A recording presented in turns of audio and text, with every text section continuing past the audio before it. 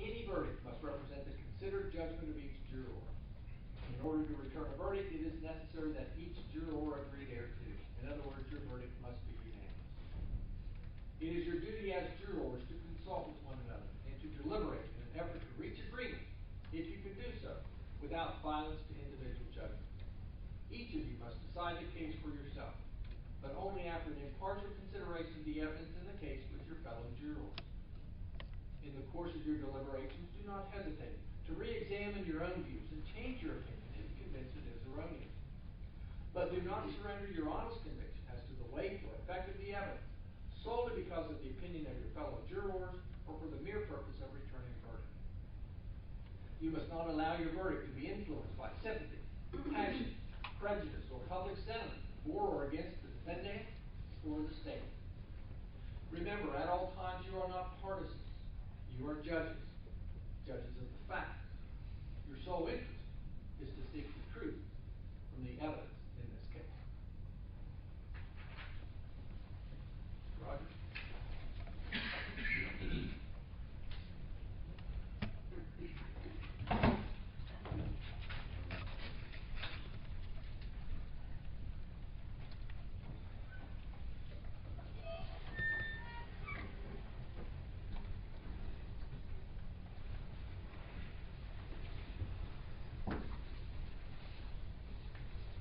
Tomas Deegan is guilty of making terroristic threats because he threatened and in fact he plotted to take over the government of the state of West Virginia. On September the 14th, 2015, Tomas Deegan led a conference call. And as we heard with people from all over the United States, California, Florida, Texas, all over. And he called for them to take up arms and come to the state of West Virginia, our capital, Charleston, and throw our officials out by force if necessary, to replace them with their own. We heard the conference call, we heard a number of people speaking, but it was Tomas Deegan that made these threats. It was Tomas Deegan that plotted against our state and the capital and the officials within to overthrow our government. These are terroristic acts. We heard the conference call, the 2.5 approximately hours long, and every statement that he made. And I'll get back to the conference call, but what did we hear after we heard the conference call? Well, in the middle of the conference call, we heard that this takeover was set to take place on September the 24th, 10 days after this phone call, 10 days, September the 24th, 2015. Yesterday, we also saw a video that was taken after that conference call. We saw Tomas Deegan, we heard his voice, and we heard him being asked about this takeover. In fact, they referred to it as the takeover of West Virginia. What was Thomas's reply? He said, on paper it's already done, but physically it's not going to happen with the group from the conference call that we heard. Why? Because there were federal agents that were listening in. The threat was made. We heard it on the conference call, and it was confirmed again in that video. That we saw, rather. And then today, what did we hear?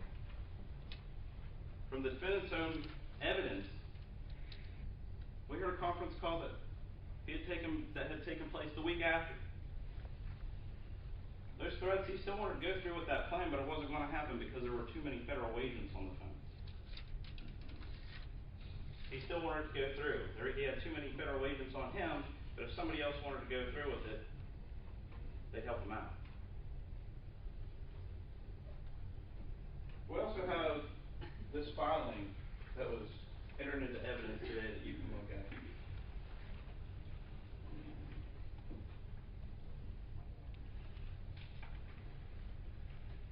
And I ask, if you need to, read the filing. It's the same type of discussion that you heard in that conference call that you saw on that video that he filed with the Supreme Court. He wants all these officials out of their offices. He wants to liquidate the Treasury of all its assets. We confirmed even through the defendant that was him on that conference call. He offered up that second conference call today and allowed you to hear the portion that he was talking on that conference call. But what were the statements that were made that were these threats of terrorist acts? We all heard them, but I want to go over a few of them with you. You'll be able to take the disc back, the conference call, and if you need to, I ask that you do listen to it.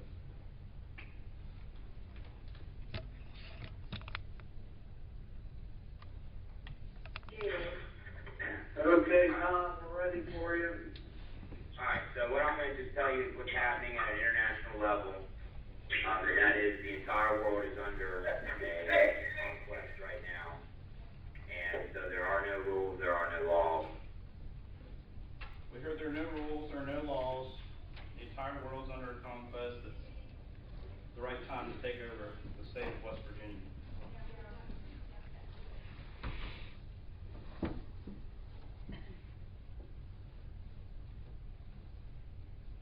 Has to be controlled. And at this point, it starts in West Virginia. West Virginia has been defaulted and dishonored, and they will get secure hands for a transitional phase. But once again, the soil has to be controlled. And at this point, it starts in West Virginia. Deegan confirms, soil has to be controlled, head to Charleston to West Virginia.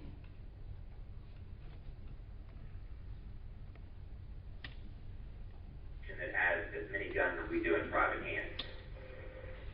There are other nations out there riding with hundreds of thousands of people with rocks, sticks, and they're taking to the streets en masse. And we have guns here, and we're not doing anything.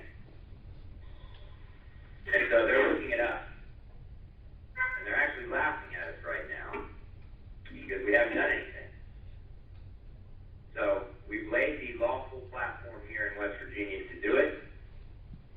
The documents that's being drawn up will not be released until they're done and they're signed, and that there is enforcement ready to go, because these documents are going to place the three men signing it in grave danger. And so we need to see people in West Virginia before they're released. It's very close to the select few that can see the documents.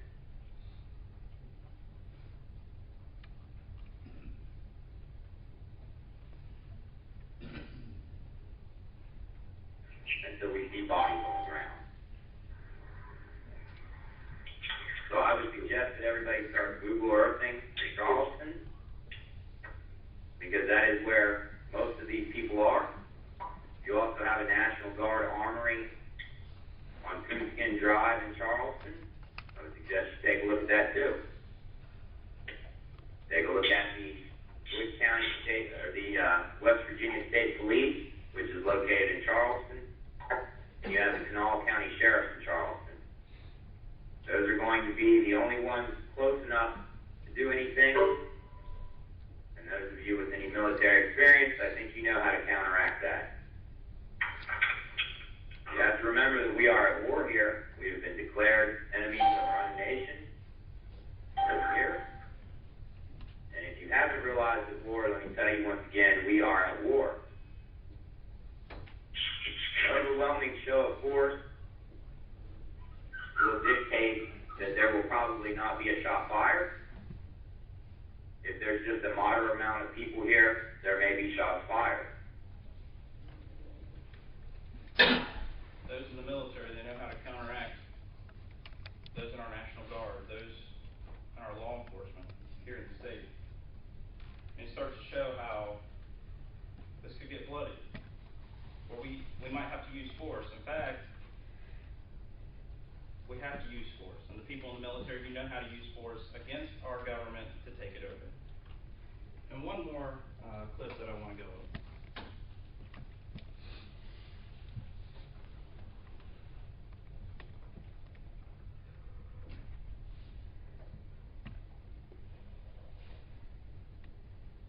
Rioting and looting of the streets. I mean, well, how's this all going to be handled? You're thinking that they are your enemy, and if you see the police coming and pulling up in a vehicle, I would suggest you shoot them. The police are our enemy. You see them pulling up, shoot them. I don't think it could be more clear. We're taking over the West Virginia state government. The police are our enemy, shoot them. And those in the military, you know how to handle the other people that are going to be there with guns. The judges read you off some elements to this crime, and I want to go over those elements and relate it to the evidence that you've heard.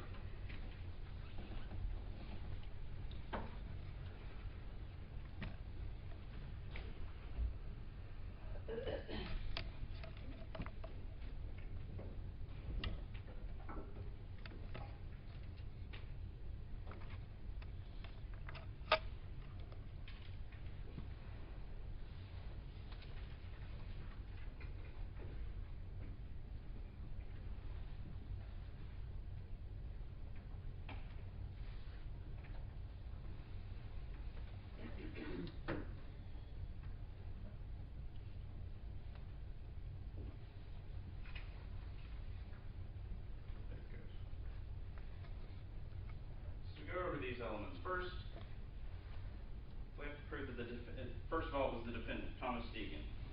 We heard that through a couple witnesses. First, we heard through Trooper Williams, who could identify Tomas Deegan. We heard through Chief Steve Stevens, who could identify the defendant, Tomas Deegan.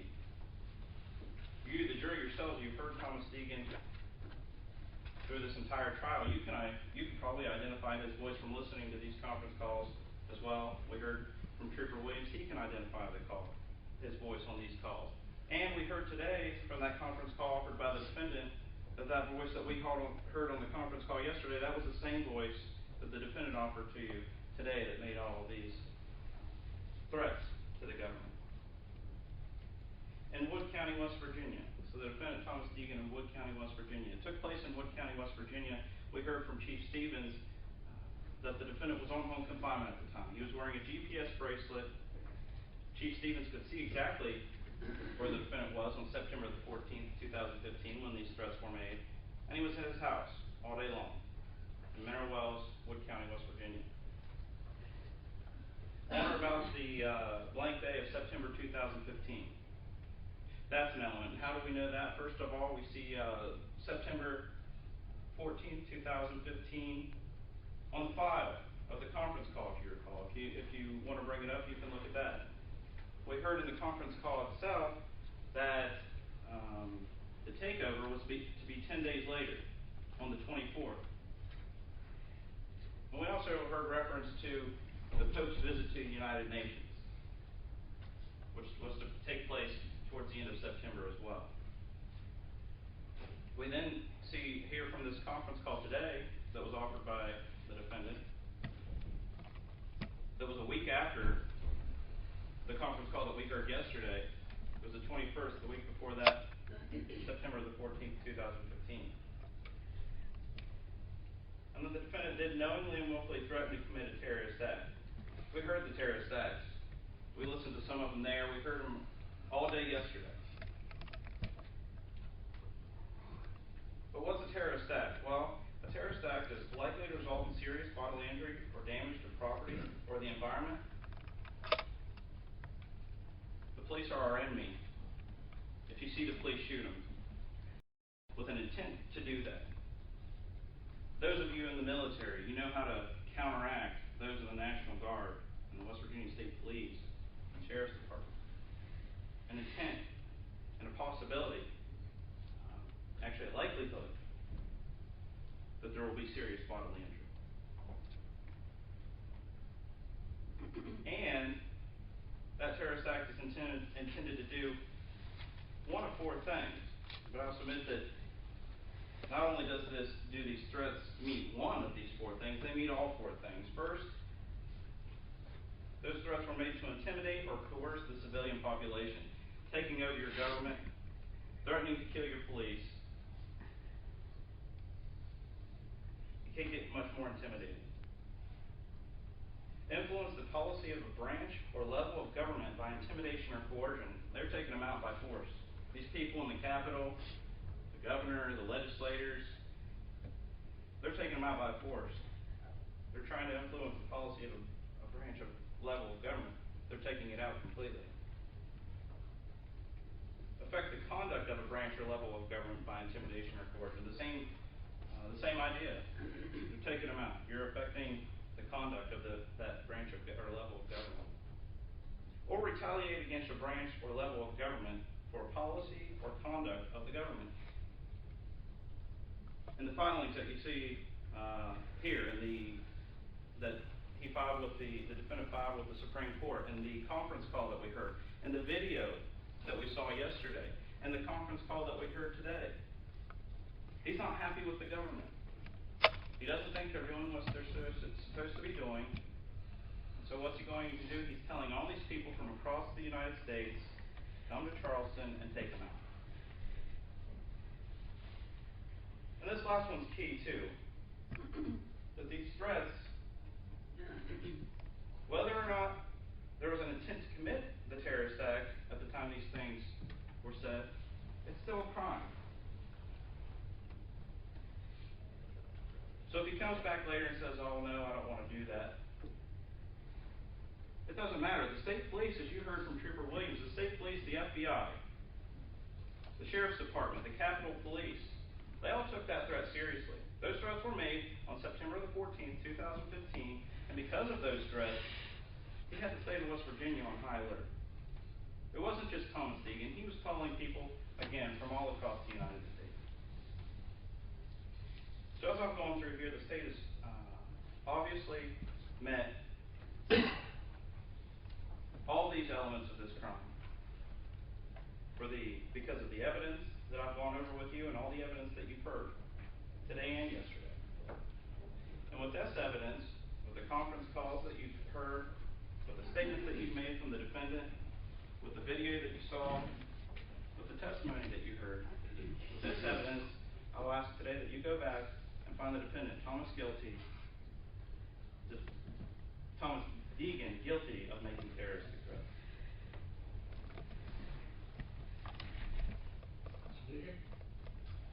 All right, first off, we must remember that the prosecutor,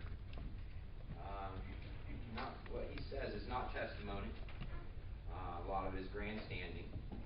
And the state must prove all of the elements that he showed us on the screen there beyond a reasonable doubt. According to the definition of threat, a communicated intent to inflict physical or other harm on any person or property. Communicated. That would mean that I communicated to governor. I talked to the governor, or I talked to the legislature, or I talked to someone and actually threatened them. I never talked to anyone. I never threatened anyone. They've failed to prove that I've threatened anything. They seem to be relying on a trooper who could not even sustain his complaint this morning under cross-examination.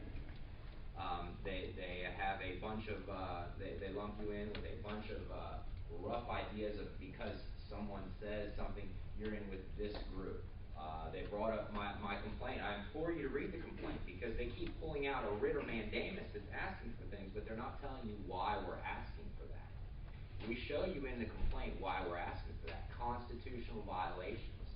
All we asked for was a return to the constitutional rule of the law. Not too much to ask for as people that live under the Constitution of this country. I don't have a problem with the Constitution. I have a problem when it's not obeyed. It's not obeyed. This is a government by, of, and for the people. And even our so-called rulers must follow the law. No one is above it. No one. Not even me.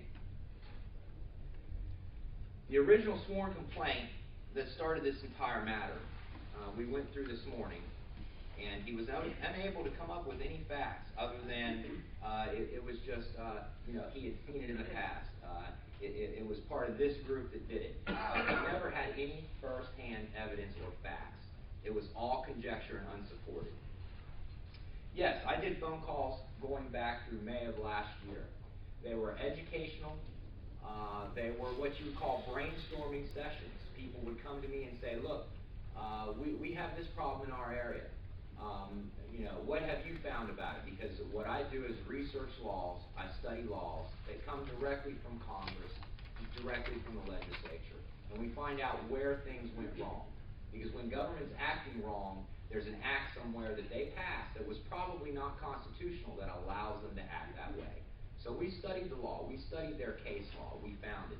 we presented it to them. There's nothing in there that is sovereign citizen in nature. As a matter of fact, my fellow friend today, Philip Hudak, a teacher for 40 years, signed on to this same complaint with me. A school teacher for 40 years. A retired postal worker, 72 years old, signed on to this complaint with me. Just because I'm 39 years old does not mean I'm a domestic terrorist. I love my country. I love my state. I love the kids of this country. And everything I've done since '07 has been to protect the children. Look on YouTube every day. You will see acts of violence committed by those in power against our children. And all we do is film it and post it. I took action and went to court. And then I went out and taught other people how to do it in other states. We do have the freedom of speech. Whether the government likes what we say or not, whether someone else likes what we say or not, it doesn't matter. We have the right to speak freely and clearly. And I fully intend to use every right that was given to me by God and constitutionally protected. And that's not a crime. It cannot be converted into a crime. That's the law. What is a threat? Okay? It's a communicated intent. They haven't proven that I've communicated any threat to anybody. What they prove is that I had people online with me that were from United States Special Forces militia, a nationwide militia of people just like you, just like me. They're people of this country, citizens, that see something wrong and want to know what it is and what they can do about it. Yes, they were brainstorming on what would happen if they went in and filed a complaint and the government did not change what they were doing wrong. Yes, and we had a discussion. We had several discussions actually with that group. I think several were not even recorded. And that was because they were scared of being recorded. I'm not. I put everything I've ever spoken about online. I did 4 or 5 months of training and education with people from across this nation. Actually from across North America. Because the problem is not just in our country, it is worldwide. It's worldwide. And sitting around watching TV, going to Facebook, does nothing to stop this. You know, my duty as a man of God is to protect the children and their future. And I will never apologize for that. Who is the victim in this matter? So far they haven't brought forth a victim. We had Trooper Williams testify. We had another gentleman testify about some jail calls, and yet none of them claimed that they were victims, that I called and threatened them. For there to be a threat, there would have to be a victim. Why was this victim not on the stand? Where is the victim? I've never stated, and you did not hear me state in any of these calls, that I was a sovereign citizen or part of any sovereign citizen movement. They could not provide fact evidence of either when pressed on. Why would that be? He did not understand, nor could he give me the laws of sovereign nation. These are his words in his complaint to take away my liberty that he filed and swore to. But he couldn't explain it. He changed the times in which he downloaded calls. One day it was the 22nd, on the file it's saying the 17th. That's a serious problem. Even if the call is a true, accurate, and complete copy, he still lied about the day it was downloaded. Why are there all these inconsistencies by the main witness of the state? He stated that me filing a habeas corpus, a motion at law, into a court of the government that's operating here right now, state of West Virginia, and into a federal court, is what sovereign citizens do. So if any of you are arrested unlawfully and you're going to try to challenge it, don't file a habeas corpus. You're not allowed to. That makes no sense. It's insanity. That is the motion you go to. It's an ancient writ, as old as man himself, to set you free when you've been unlawfully imprisoned. It's a right you have to file. He said filing a lawsuit or complaint and not following the formatting. The formatting, a simple rule, not even a law, but a rule, is ludicrous, to say the least, that makes you a sovereign citizen. You can try to comply with a rule, but rules are words, and some people have a different interpretation of them. And so maybe the formatting was not all the way proper. They didn't reject it, they accepted it, they stamped it, it's filed, it's there. So it obviously wasn't a problem with the court, but it's a problem with him, and that makes me a sovereign citizen, part of the sovereign citizen movement. Yet he can't really define what that is, and how the facts make me a sovereign citizen. You never once heard me on any tape say that I'm a sovereign citizen. I'm not. I expatriated, yes. And that's a God-given right and a congressionally protected right. July 27, 1868, recognized by Congress. When I say we're at war, that's because there are some laws that have defined us as the enemy. Now that's open to interpretation because all law is interpretation. My reading of it was that we were declared enemies of our nation in 1933 during the bankruptcy.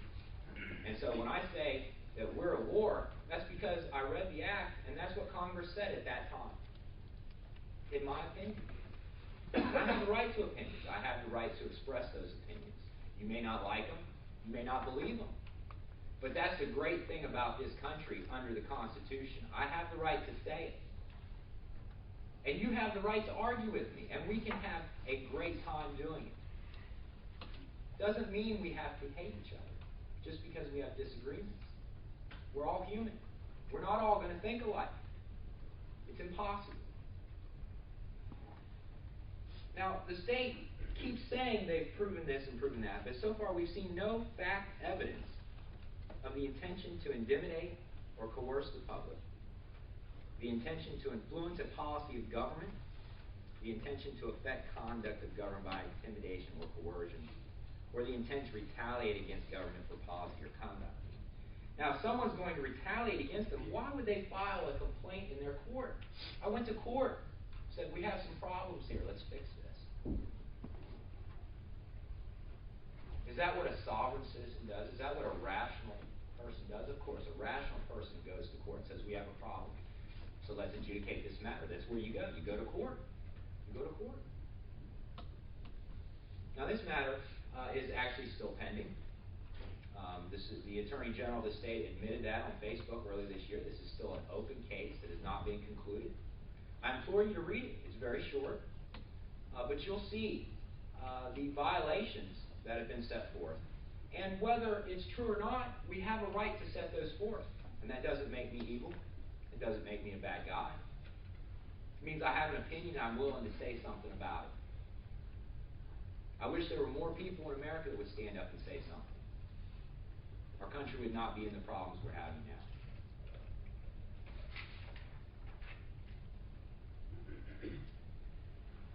These multiple weekly discussions from May to September, because they failed to want to bring any of the other ones up. They focus on one that was with a United States militia group, which, by the way, is protected by the Second Amendment to the Constitution for the United States of America. Militias are not unlawful or illegal. They're not a part of government, so maybe government doesn't like them. But every able-bodied person between 18 to 49, by definition, is part of the militia in this country. It's been that way since the founding of this country. So it's not a crime to talk to them. They're there to protect us. They're the last line of defense. That's why we have the Second Amendment. Protection from tyranny. The Founding Fathers were very smart. They were under a lot of pressure from Britain. Britain was basically acting like a terrorist. And so they fought a war and created this government, and they put these safeguards in place for a reason. Now, of course, those in power don't want you to see that. They don't want you to believe that. Those safeguards are there. If you study history and law, you will see that every amendment there was there for a specific reason. And you can see the reasons today in this government that they've been put there. The first one is the right to freedom of speech. Now, I'm not sure how you can make it a crime to have freedom of speech when I've caused no harm to anybody or their property. But that's been done. You know, it is what it is. I still assert that I have the right to speak anything I want, as long as I'm not harming someone or their property. And I haven't seen words ever harm anyone. Once again, I've never called the governor, I've never called the legislature, I've never called Kanawha County sheriffs, I've never called the National Guard and threatened them in any way, shape, or form. These weekly calls, if you had listened to them, and if they had played them in evidence, or they were permitted in evidence, you would see that we went a progression of, this is where some things went wrong. This is the law we found. Here's some case law we found where it went wrong. Then next week we would go to the next decade, and we would see where it's piled on and on and on, until here we are now. So they're taking bits and pieces of a moment in time. Now what if we did that to any of you? Just went through your calls, just a moment in time. How many bad things would we find that maybe you regretted saying, maybe you regretted doing? That really wasn't that bad, but it sounded bad because we took it out of context. Okay, that's what's been done here by the state repeatedly yesterday. It's one call out of over 30, at least. I mean, I did hundreds of interviews, but 30, I think, roughly, were compiled onto that website for research and educational purposes. They failed to mention that on that website we also publish these laws, these case laws, these codes, so that you can see what we saw. Now you may not interpret it the same way as we did, that's fine, but we like to discuss things, and so the entire website that they failed to go over has much more information than just these calls. Just these calls. Now, these they were looking at specific issues or specific problems in their area. And yes, they were all over this country: California, Nevada, New Mexico, North Dakota, every state he mentioned and then some. We got Canada, did the interview with Robert J. Morris from Canada. They have the same problems as us. Things are not going well. And we don't have to accept it. We don't have to accept it. But I don't have to be convicted of a crime because I spoke out. They have failed to prove a threat in any way, shape, or form. Their star witness could not even stand up under his own complaint that he swore. He swore under oath to that complaint, and yet could not back his statements up. We saw it this morning. It's uncalled for. The fact that a man would lose his liberty over a complaint that is sworn, that they cannot stand up to. They cannot back it up with any facts. Is that what we've come to in this country? That they can just come and take you? And just make things up? Because that's what that complaint is. It's made up. He didn't have the answers this morning. This morning was the time for the answers. He knew where he was coming this morning. He knew exactly where he was coming. He was here yesterday. So there's no excuse that, no, I don't have it, no, I don't remember. There's no excuse for that. Not when someone's liberty is at stake. I've lost time with my kids over this. And this is what we've come to, a trooper sworn under oath in a complaint and cannot back his complaint up. That's ridiculous. The fact that I've had to take time out of my life to defend against this ridiculousness is in itself ridiculous. Is that what we've come to in this country? This is America. It's supposed to be the land of the free, the home of the brave. How many of you are going to be brave and stand up to the state and tell them, no, we're not going to accept this? Just because someone spoke on a call.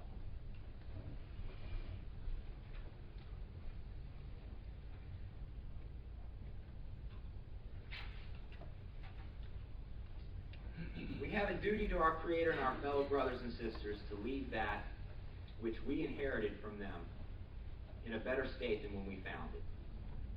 And I can honestly say that when I turned 18 and I was given what we got in this country, that it has gone downhill since then. It has not gotten better.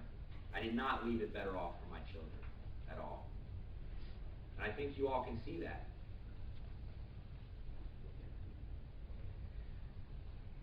It took years for me to acquire some of this knowledge of natural law and combine it with God's law to see the problems and to have the bravery to take it to the state of West Virginia and to put them to task for what we consider violations of their contract with us, which would be the Constitution for the United States of America and the Constitution of West Virginia.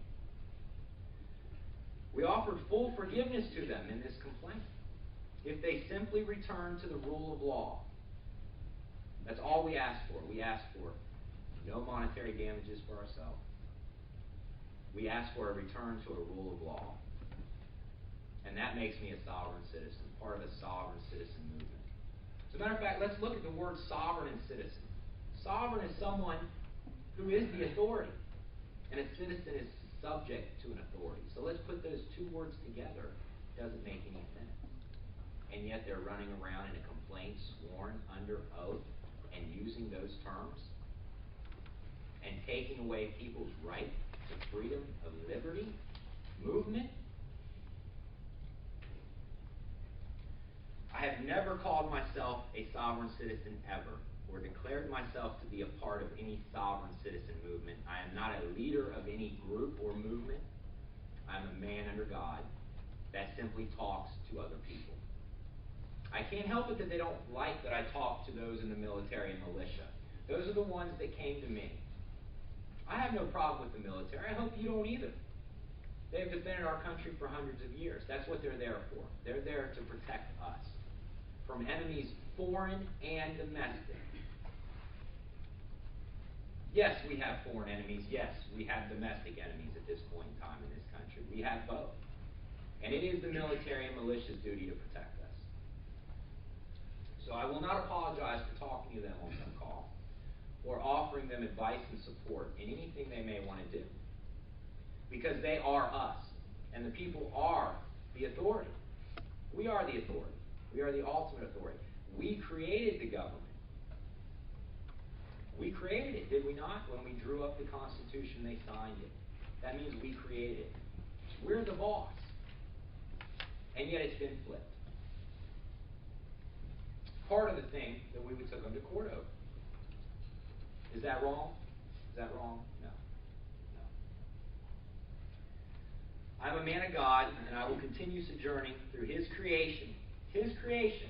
You can call it the state of West Virginia, you can call it the United States of America. He still created it. It's His. It's His. We only borrow it. We only borrow it. But we're supposed to be good stewards of it. We haven't been. I'm guided solely by my conscience in all that I do, and the morals that my grandparents gave me when they raised me. My grandparents were from the 30s and 40s. The last generation that really had some morals before things started declining. So I'm not like most people my age. I'm not. Most of my friends are 60s and 70s. I don't hang around people my age. I hang around the older generation. They have the morals and principles that I adhere to and that I enjoy, that I like, that I want to see perpetuated. I don't want to see harm caused, but I don't want to see our children suffer in the future either.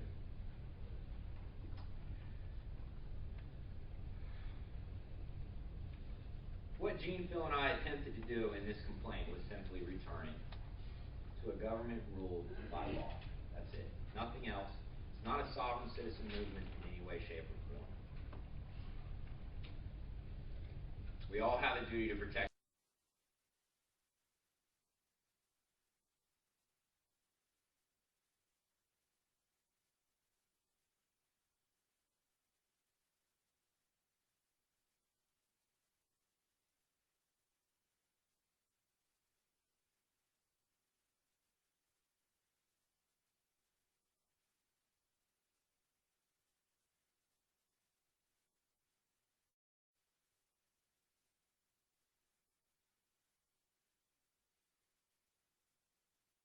He's trying to confuse the situation. He's trying to tell y'all that he's not allowed to disagree with the government. That's not what we're here about. That's not what you heard all day yesterday. In fact, the defendant hit the nail on the head. He said he disagreed with government and didn't like what we're doing. He doesn't like what the government's doing. He doesn't like how they're acting. But instead of going to the ballot box, instead of going to elections and electing our officials to change the way that our government runs, he wanted to take it into his own hands. He wanted to run the government. He wanted to do what he wanted it to do, and he wanted people from all across the nation to come, bring their arms, take them to Charleston, and overthrow West Virginia state government. And you heard at that point there's a structure in place to take over the entire nation. It's not about the defendant's disagreements with the government. Everybody has a disagreement. We talk about them. We go to the ballot box. We elect officials. Or we run ourselves for office. We don't go down to Charleston, West Virginia, and bring a bunch of people with us to force these people out of office, shoot these police officers when you see them because they're enemies, these fathers, mothers, sisters, brothers, these police officers who put themselves in danger every day. Just shoot them because they're our enemy. That's not what we do. And so it's not because the defendant has a disagreement with the government. It's because he threatened, and we heard all day yesterday, he threatened to take it over by force. Shoot people. Have the people that come to Charleston take care of the National Guard, the state police, the sheriff's department, the Capitol Police.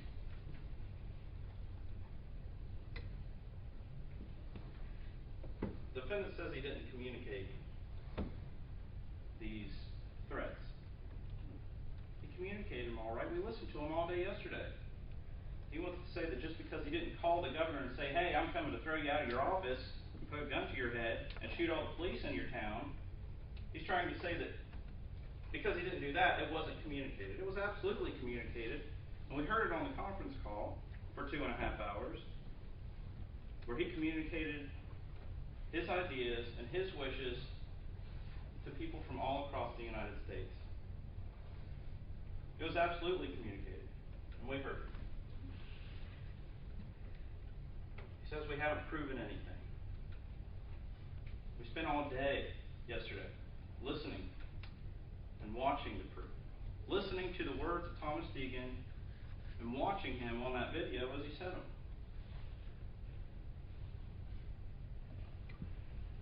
All that proof is contained in that conference call. It's backed up by that video that you saw yesterday. We heard it today from the defendant's own evidence in that conference call, where he called it off only because federal agents were on the phone. The defendant also said he offered the government forgiveness. Or I'm going to file this with you. I'll offer you forgiveness if you comply with our filings, but if not, as we heard yesterday, he's coming to the Capitol. He wants to bring a bunch of people and force them out.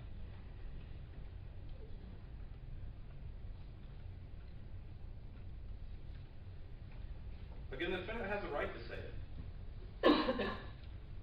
He can say that he doesn't like the government. He can say that he doesn't agree with them. But he can't threaten, and he can't plot, and he can't tell others to plan to come with guns, shoot police, force leaders out of our Capitol building, and take over the government. That's the difference. He says he lost time with his kids, but that's because he planned to kill the parents of other kids. These police officers, these National Guardsmen, wanted to leave their kids to parents.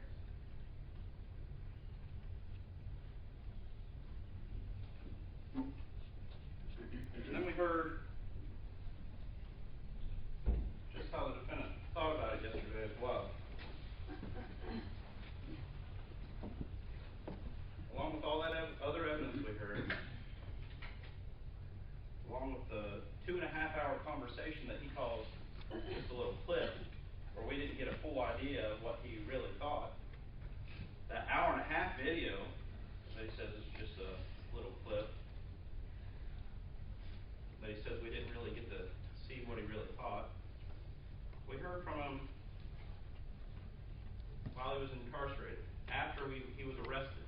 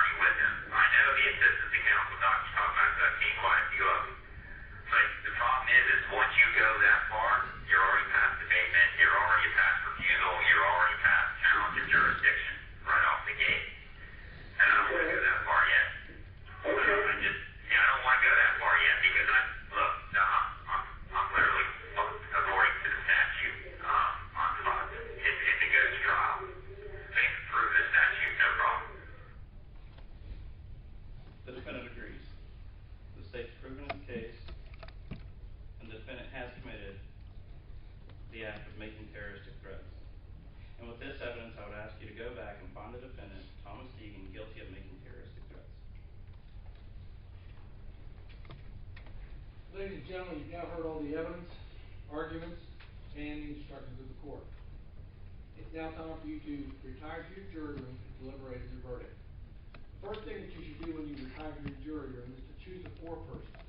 That foreperson has no more authority or power than any other juror, but that foreperson will have the authority to preside over your deliberations to make sure that it is done in a smooth and orderly fashion. You will be provided a verdict form. When you reach your verdict, you should have the foreperson sign the verdict form in the appropriate place. Knock on the door, advise the bailiff that you've reached your verdict, and then we will come back here into open court for you to, for the verdict to be returned. If you have any questions during your deliberations, you should reduce those questions to writing. The law restricts our ability to answer questions at this point, but if we can answer it, we will. If we cannot answer it, we will let you know that we cannot answer the question. As I indicated, the exhibits and the instructions will be available for you to review during your deliberations if you want to. We may have to make some arrangements in terms of listening to some of the DVDs of this, but certainly if you want to listen to them, you can listen to them. It is 25 after 4. I normally let the jury decide how long they want to deliberate. So, it's up to you. That may be one of the first things you do after you choose a foreperson, is decide whether you want to deliberate for a little while, or whether you want to just go home and come back in the morning. Like I said, I normally don't just stop you and make you go home for the night, because I don't know how well your deliberation is going, and I don't know whether in 10 minutes you might have reached a verdict. So you need to let us know if you want to go home and come back in the morning. If we're here for very long, I may inquire and see, but at least initially, we're going to let you decide what you want to do. Of course, if you make that decision, you need to let the bailiff know, and then we need to come back here, of course, and open court. With that, we ask that you retire to your jury room to begin your deliberations. Mr. Smith and Ms. Taylor, if you please remain with us.